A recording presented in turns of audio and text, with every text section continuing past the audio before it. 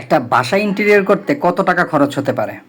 যারা ইন্টেরিয়র করাবেন বা করাবেন ভাবতেছেন তাদের সবার মাথায় এই কথাটা ঘুরঘুর করতেছে। আজকের এই ভিডিওটা আপনার সেই ধারণা সম্পূর্ণ ক্লিয়ার করে দিবে। আজকে আমি একটা বেডরুমের প্রয়োজনীয় আসবাব এবং একটা প্রাইস ধারণা দিব, যাতে পুরো ব্যাপারটা ক্লিয়ার হয়ে যায়। আমি যেই বেডরুমেরটা দেখাচ্ছি এটাতে আছে একটা হেডবোর্ড প্যানেল, ফুল সিলিং, একটা ড্রেসিং ইউনিট, একটা স্টোরেজ ক্যাবিনেট, একটা বেড হেড এবং হচ্ছে সোফা, একটা এসি, পর্দা, পেইন্টিং এবং কালার, অর্থাৎ একটা বেডরুমে যাবতীয় যা কিছু লাগে সব কিছু। এই রুমটা প্রায় 200 স্কোয়ার ফিটের একটা রুম। প্রথমে যদি ফল সিলিংয়ে আসি, এখানে প্রায় ফল সিলিংয়ে লাইট সহ খরচ হয়েছে প্রায় 70,000 টাকার মতো। এটাতে আছে একটা বড় ড্রেসিং ইউনিট। তো ড্রেসিং ইউনিট পারপাসে খরচ হয়েছে প্রায় 45,000 টাকার মতো।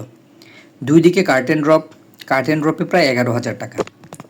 একটা বেড যার খরচ প্রায় 42,000 টাকা। পিছনের একটা হেডবেড প্যানেল যেটাতে প্রায় 13,000 টাকার মতো খরচ হয়েছে।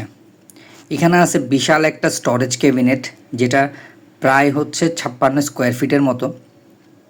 এই ক্যাবিনেটের মধ্যে বিভিন্ন ধরনের লকার সহ বিভিন্ন ধরনের সুবিধা আছে। এই ক্যাবিনেটে খরচ হয়েছে প্রায় 1,24,000 টাকার মতো। এখানে একটা সোফা আছে যেটার খরচ হয়েছে প্রায় 16,000 টাকার মতো এবং কালার বাবদ খরচ হয়েছে 16,000 টাকার মতো।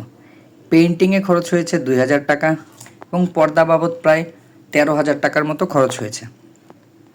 আনুমানিক এখানে প্রায় 3 লাখ টাকার মতো খরচ হয়েছে।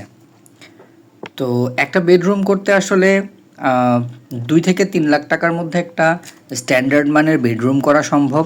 তবে এটা ডিপেন্ড করে আপনার চাহিদা এবং আপনার রুচির উপর।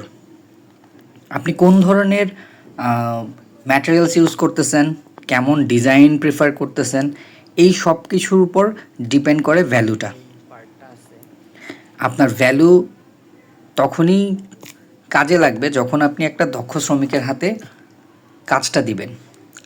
যখন এটার দক্ষ কেউ এটা নিয়ে কাজ করবে, এটার ভালো মন্দ খুঁটিনাটি সব কিছু ঠিক রেখে কাজ করলে আপনার যেই অর্থটা আপনি ব্যয় করতেছেন সেটা আসলে সঠিক জায়গায় ব্যয় হবে।